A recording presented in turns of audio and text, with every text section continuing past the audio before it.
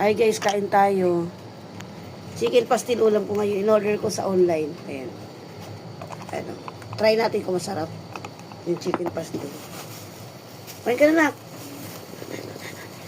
Kumain ka na.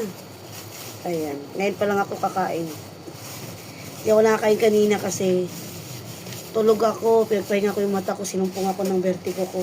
Sakit sa ulo. Parang umiikot yung paningin ko. Ito, chicken pastil. Ayan. Try natin. Kasi kadalasan kinakain ko chicken pastil. Pastil sa sa Quiapo. Diadayo namin. Ayan. Nakikita ko lang ito masarap daw ito Ayan. Ayan. Yun. Try natin. Kung sarap.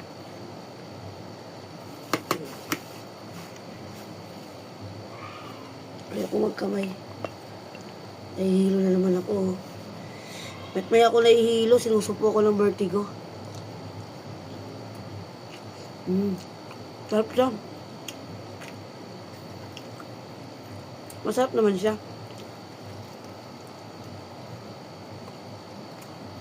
Parang siyang century tuna. Yung may hawig siyang lasa doon. Century tuna. Sarap. Pero mas bet ko yung nasa Quiapo. The best yung pastil sa Quiapo. Original yun mga sa Quiapo na pastil. Ano yan, Ma'am Mars? Hindi, ma'am. Kaya na ako ka ng plato doon. Sabay na po kunin ni Daddy. Naku, mamaya pa dali mo. Nasikaso pa. Masarap naman siya. Sarap. Para siya century tuna na spicy. Pero mas masarap pala rin talaga yung yung chicken pastil na nasa Quiapo.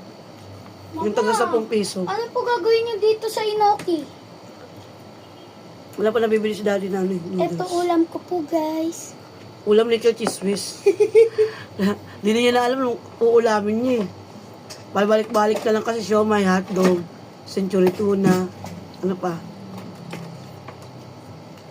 Kain tayo, Noodles. guys. Balik na kasi ulam yun. Tawa niya. Ito, guys,